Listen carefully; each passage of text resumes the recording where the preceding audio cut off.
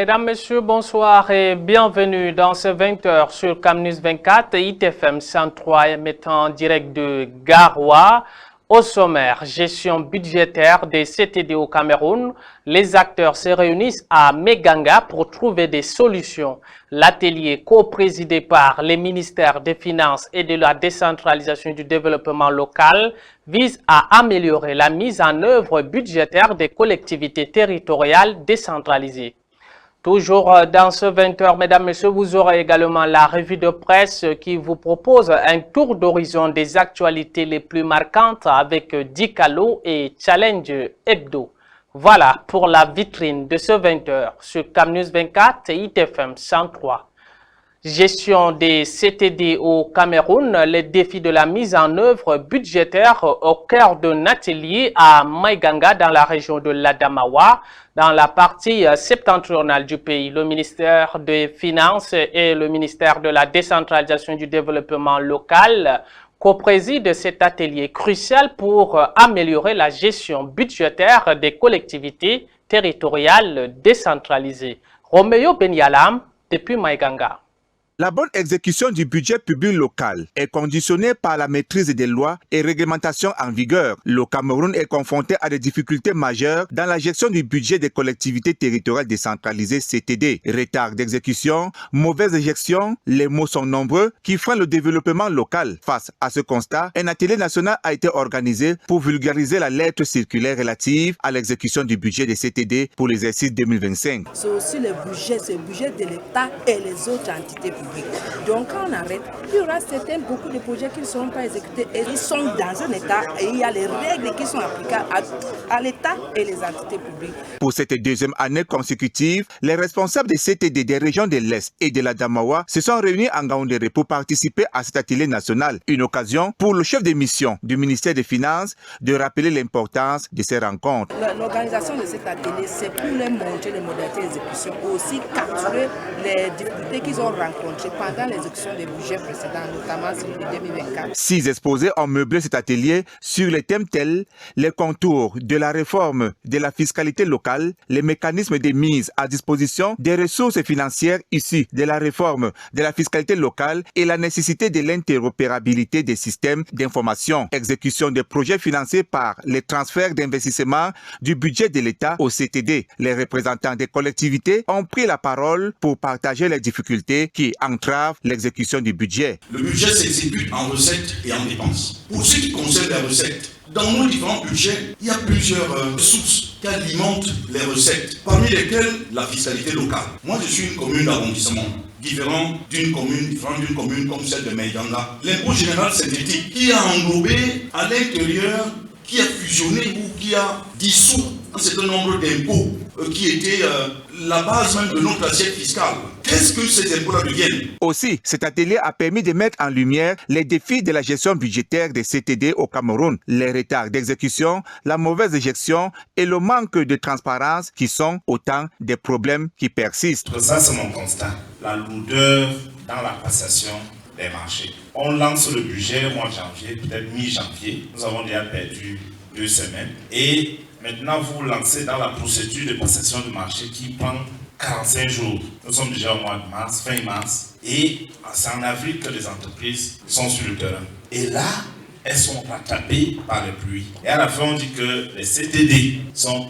incapables de consommer ce qu'on met à leur disposition. Améliorer la planification et la coordination de l'exécution du budget, renforcer le contrôle et la surveillance de la gestion financière des CTD sont quelques recommandations assorties de cet atelier. La gestion du budget des CTD est un défi majeur pour le Cameroun. La mise en œuvre effective des recommandations est cruciale pour améliorer la situation et garantir le développement local et harmonieux. Mesdames, Messieurs, restons toujours dans la partie septentrion du pays. Le développement local est au cœur des débats à l'occasion de la 9e édition du Forum des acteurs du développement local. Cette rencontre vise à renforcer les capacités des acteurs locaux pour un développement durable. Les discussions étaient centrées sur les défis et les opportunités de développement local dans le département du Faro, dans la région du Nord. Reportage Adamou Maïna.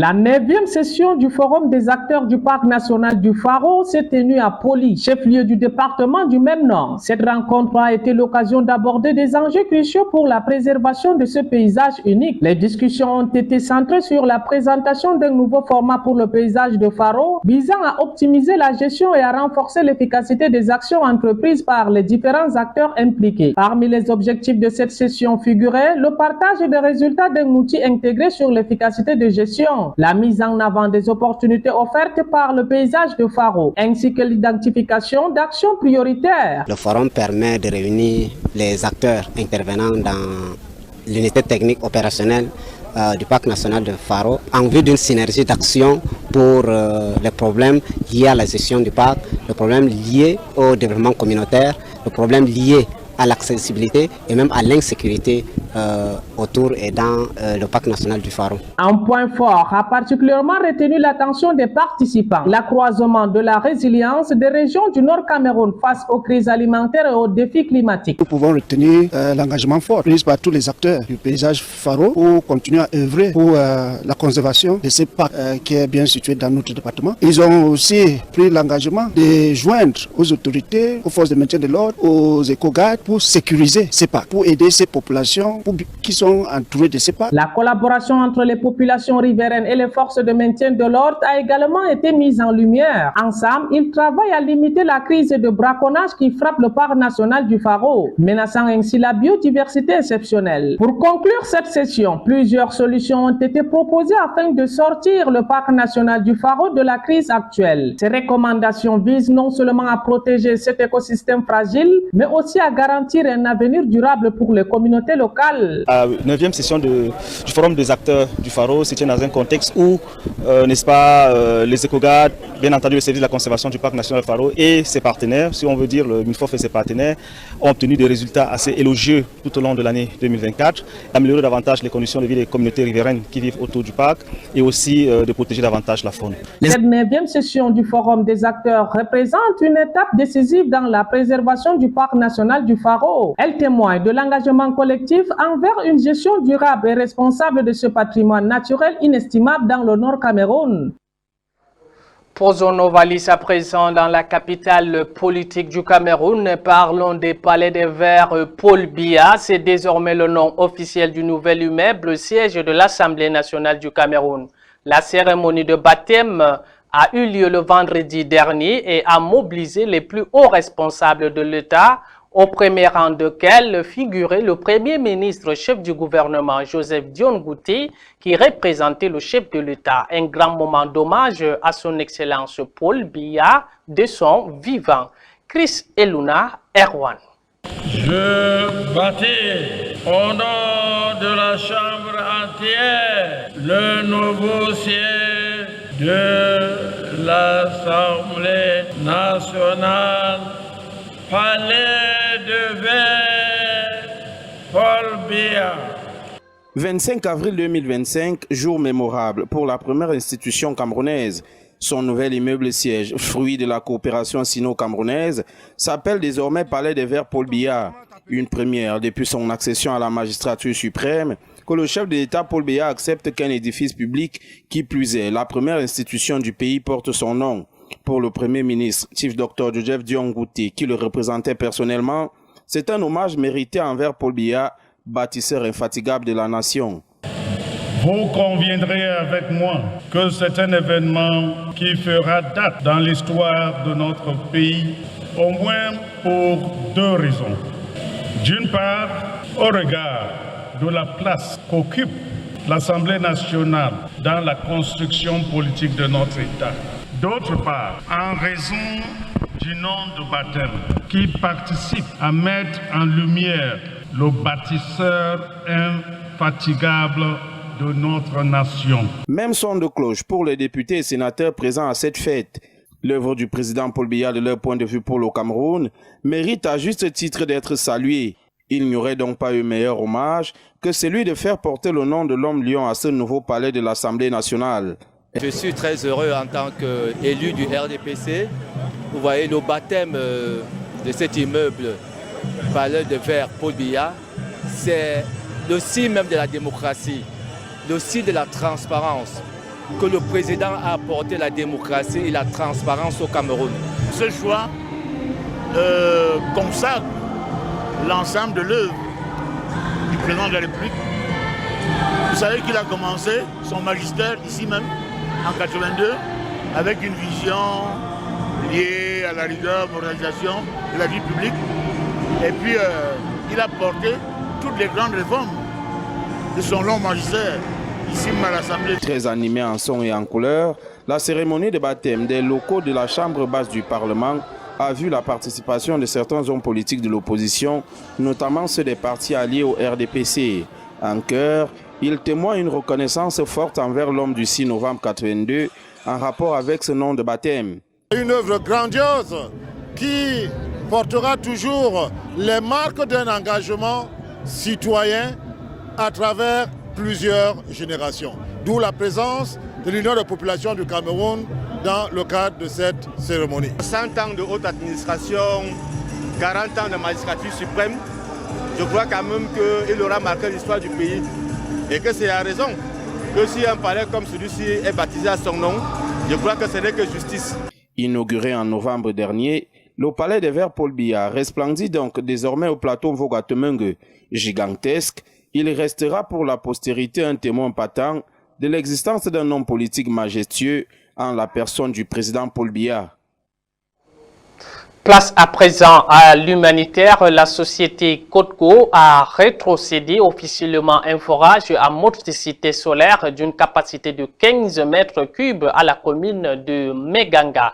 Équipé de 6 robinets pour le bien-être des habitants du quartier Popop Karnou, dans le département du Mbéré, région de l'Adamawa, au Cameroun.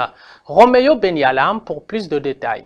Le quartier Popop Karnou de Meganga a enfin accès à une eau de qualité grâce au forage à motricité d'énergie construit par l'entreprise Cotco. Ce projet représente un investissement de 20 millions de francs CFA et permettra d'améliorer l'accès à l'eau potable pour près de 2500 habitants. Mais Dieu est grand, il nous a donné l'eau par sa grâce.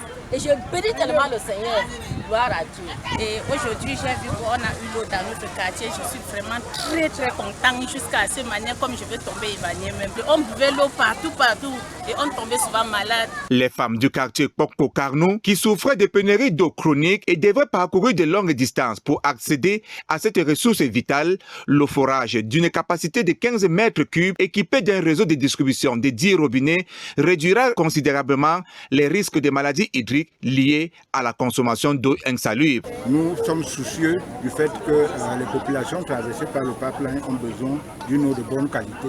En dehors du volet accès à l'eau, santé communautaire, tous les autres volets de notre projet de responsabilité sociétale sont déployés tout le long de l'année avec pour objectif principal de veiller à ce que les populations riveraines du pipeline Tchad-Cameroun puissent avoir des conditions de vie améliorées au quotidien. La cérémonie de remise des clés du forage au maire de la commune de Meganga, Aboubakar Kombo, entouré de ses conseillers municipaux, a souligné l'importance de ce partenariat entre l'entreprise Cotco et la commune de Meganga. Le maire a rappelé que cette initiative n'est pas un cas isolé et témoigne de l'engagement continu de l'entreprise Cotco envers le développement de la commune.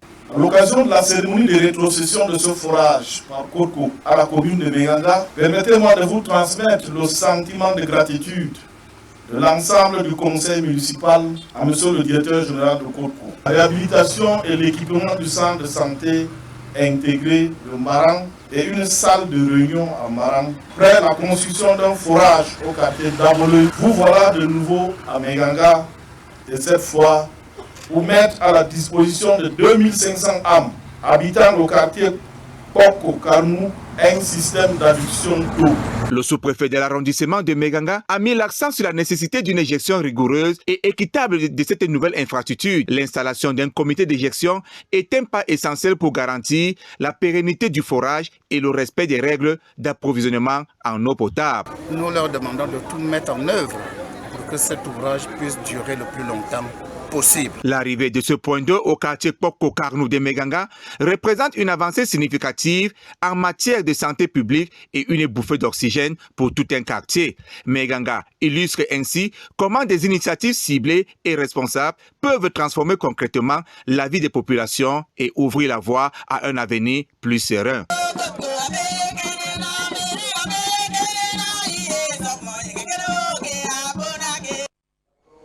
Mesdames, Messieurs, que vous soyez passionnés d'actualité ou simplement curieux des tendances actuelles, préparez-vous à une plongée fascinante dans l'actualité mettant en lumière des incontournables de Dikalo et Challenge Hebdo. Cette revue de presse promet d'éveiller votre esprit critique et d'enrichir vos connaissances. Dans ce voyage, Ghislaine Kougan nous sert de guide. Revue de presse.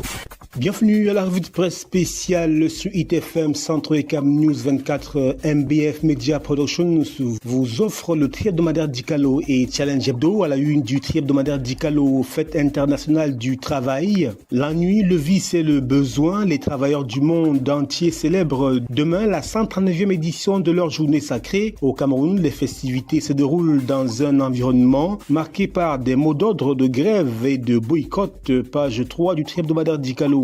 Poursuivons avec Dikalo, bien évidemment. Page 2, la classe politique dans l'attente des décisions de Mvolier. Nous parlons donc de l'Assemblée plénière des évêques du Cameroun. Formation, les écoles de santé du Sud s'outillent en santé maternelle et infantile. Poursuivons avec le travail, un climat social pas du tout rassurant. On parle bien évidemment de la fête internationale du travail. La 139e édition de la fête internationale du travail se prépare dans un environnement, nous vous le disions, marqué par des mots d'ordre de grève et des appels au boycott des festivités liées à cette activité, nous dit le tri-hebdomadaire Dikalo à la page 3 de ce numéro. Toujours avec Dikalo, parcourons notre tri-hebdomadaire. Lutte contre le paludisme, une ONG milite en faveur de l'accès aux soins pour les pauvres. Page 4 à présent, sur population carcérale, le Cameroun enregistre de mauvais points. Nous faisons savoir en petite une Kolofata, 16 millions de francs CFA pour la paix et l'éducation. Continuons à feuilleter Dikalo, trafic de stupéfiants, 30 kg de cocaïne saisie à l'aéroport de Douala, nous dit-on à la page 4. Direction page 5, opération école morte, le COREC appelle à une reprise stratégique des cours. Visite du Premier ministre dans la région de l'extrême nord, tapis rouge pour Joseph Diongouté dans le Mayo Sava. Sur le chemin du site de reconstruction de la section Mora-Tchakamari, le Premier ministre, chef du gouvernement, Dr Diongouté, a été accueilli dans le département du Mayo Sava par le lamido de Mémé, près de Mora, ce 29 avril 2025. Les populations venues nombreuses mobilisées le long de l'itinéraire ont salué à travers la présence de leur invité spécial l'action du chef de l'État, son Excellence Paul Biya, nous dit bien le tri-hebdomadaire Dikalo à la page 6. Dikalo parle de la plaine de Logone avec le pont qui a été ouvert à la circulation. C'était le 28 avril sous la présidence des premiers ministres du Cameroun et du Tchad. Il s'agit du pont construit pour 74 milliards de francs CFA reliant donc Yagoua et Bangor, soit le Cameroun et le Tchad. Page 7, on sait le prolongement de cet enjeu du pont sur le Logone où on nous livre les enjeux de ce chantier. Moradabanga Kousseri, le chantier a reçu la visite du chef du gouvernement, Dion Gouté. Conseil de cabinet, le gouvernement va en guerre contre la contrefaçon. 100 milliards de francs CFA, c'est la rondelette somme que le Cameroun perd chaque année du fait de la contrefaçon, nous dit Dikalo à la page 8. Port autonome de Douala, 2 milliards de francs CFA distribués aux partenaires commerciaux, page 9 de Dikalo pour plus de détails. Financement, trauma nul, 32 projets au Cameroun. La suspension de l'aide internationale américaine n'en finit pas de drainer des conséquences négatives pour le Cameroun, nous dit le tri-hebdomadaire Dikalo. Poursuivons, feuilletons notre journal avec la coopération, le MINJEC et le PNUD s'unissent pour encadrer la jeunesse. Dikalo nous parle également du festival Djembé et nous fait savoir que Kribi veut consolider des partenariats avec la diaspora. C'est à la page 10. Toujours à la page 10, Kribi toujours des atouts économiques indéniables, nous fait-on savoir. En sport, nous sommes à la page 11. MTN et League One, après Bambuto, ce Young Sport Academy s'en va lui aussi ce club. Le pourquoi? Eh bien, le tri-hebdomadaire Dikalo nous livre toutes les coulisses. Et il revient également sur cette déclaration de Justin Tagou, patron de Bamboutos, nous n'avons jamais présenté d'excuses. Dans une déclaration officielle rendue publique ce lundi, Justin Tagou, président du conseil d'administration de Bamboutos de Bouda, a vigoureusement démenti les affirmations de la Fédération camerounaise de football, FECAFOOT, prétendant que son club aurait formulé des excuses pour réintégrer le championnat MTN et League One. Page 12 à présent, international, droite internationale, Amnesty International fustige les attaques frontales de Donald Trump. RDC, le chef de la diplomatie belge, a rencontré Félix Tshisekedi, le président du Congo. Voilà pour le tri hebdomadaire d'Ikalo, direction Challenge Hebdo. Avec à la une, top départ à Yagoua, 620 mètres ouverts à la circulation. Symbole de l'intégration sous-régionale, le pont sur le Logone a été inauguré hier par les premiers ministres du Cameroun et du Tchad. Des retombées socio-économiques très attendues aux pages 6 et 7 du journal Challenge Hebdo. Poursuivons avec Challenge Hebdo, nom de baptême, c'est le palais de verre Paul Biya. Nous sommes donc à la page 2, effectivement, avec cette infrastructure inaugurée il y a quelques jours. Pourvu en cassation, la Cour suprême tranchera sur le cas de 23 partisans de Maurice Kamto. Ce feuilleton judiciaire va-t-il enfin connaître son épilogue le 15 mai prochain? Eh bien, esquisse des réponses dans les colonnes du journal Challenge Hebdo. Poursuivons toujours avec ce journal, à la page 3, cette fois-ci, expulsion massive des Camerounais de Guinée équatoriale, tenue prochaine d'une consultation sur des questions consulaires. C'est dans le cadre de la recherche des solutions dans le respect de la souveraineté des deux pays, nous dit Challenge Hebdo. Toujours avec ce journal, coopération Cameroun-États-Unis, 75% de projets seront gelés en 2025. La suspension de l'aide internationale américaine n'en finit pas de drainer donc des conséquences négatives pour le Cameroun. Quittons la page 3 pour la page 4 de Challenge Hebdo. Lutte contre le paludisme. Le Fonds mondial exhorte l'unité dans l'éradication pour sauver des millions de vies et bâtir un monde plus sûr et plus prospère, nous fait-on savoir. Infection à VIH, les résultats encourageants du taux de prévalence. Pour le Comité national de lutte contre le sida, cette baisse n'est pas un fait du hasard. Eh bien, direction Challenge Hebdo pour plus de détails sur les raisons de cette baisse, bien évidemment. Poursuivons avec Challenge Hebdo à la page 5, cette fois-ci, assistance Manaouda Malachi au chevet de Jean-Paul Akono et Emmanuel Afenou. Les deux sportifs sont en situation sanitaire délicate à l'hôpital général de Yaoundé. Ils sont pris en charge par le gouvernement. Enfants de la rue, retirés de la route, ces jeunes victimes de préjugés, c'est le défi que veut relever le ministère des Affaires sociales à travers 3 jours de réflexion. Challenge toujours pleine du Logone, le pont de 629 mètres ouvert à la circulation. Les premiers ministres du Cameroun et du Tchad ont conjointement inauguré l'infrastructure routière de 620 mètres ce 28 avril 2025 en présence de plus de 10 000 personnes et personnalités venues du Tchad et du Cameroun. L'événement marque ainsi le top départ pour l'usage de cet ouvrage qui constitue la deuxième voie de liaison terrestre avec le Tchad, nous dit Challenge Hebdo, qui pousse la réflexion plus loin et nous parle des retombées de ce pont. Les enjeux socio-économiques d'un projet intégrateur nous sont livrés par Challenge Hebdo. Page 7, Fleuve Logone, un pont, 3 gros acteurs, toujours dans la même dynamique, pour comprendre les retombées et bien sûr la plus-value de ce pont entre Yagoua au Cameroun et Bangor au Tchad. Éradication de la contrefaçon, les conflits de compétences plombent la lutte. Les douaniers et les agents de contrôle du Mines-Commerce se bousculent sur le terrain. Plus de détails avec Challenge Hebdo. 100 milliards de francs CFA en fumée, aucun secteur de l'activité n'est épargné. Les vins et spiritueux occupent le haut du pavé, nous fait-on savoir dans les colonnes de ce journal. Toujours avec Challenge Hebdo, santé publique du littoral, le gouverneur Iva Diboa installe le nouveau délégué régional. Le docteur Sorel Ngor Mebe a pris les commandes de la délégation avec des missions bien précises dont les grandes lignes nous sont livrées dans les colonnes de Challenge Hebdo, bien évidemment à la page 9. Sport football à présent, MTN et League One vers un revirement de Bamboutos de Bouda. Le président du conseil d'administration de cette équipe aurait présenté des excuses à l'instance fêtière du football national suite aux absences répétées de son équipe aux rencontres programmées Just Wait and See. Football toujours, Abdourahmane Amadou Baba charge à nouveau la FECA Foot. C'était au cours d'un entretien avec B-News, extrait de ses déclarations incendiaires dans ce journal. FECA Volley, les Lions du volley ont un nouveau staff technique. Direction ce journal pour plus de précision. Obsèque du pape François, le dernier hommage à l'évêque de Rome nous est livré dans les colonnes du journal Challenge Hebdo. Direction Côte d'Ivoire, Gbagbo lance le mouvement Trop c'est trop. Plus de détails dans ce journal. Voilà, madame, monsieur, c'est la fin de la revue de presse spéciale. Le tri hebdomadaire Dicalo et Challenge Hebdo passé en revue de fond en comble avec le concours de MBF Media Productions. Au revoir.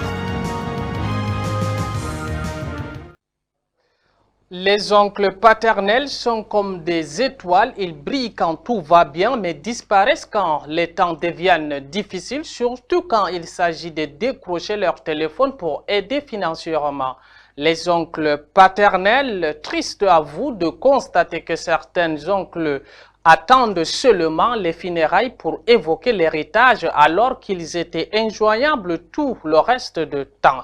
Mesdames, Messieurs, ce conseil marque la fin de ce 20h sur CamNews 24 et ITFM 103 émettant depuis Garoua, quartier Plateau. On diarama, bon début de la semaine.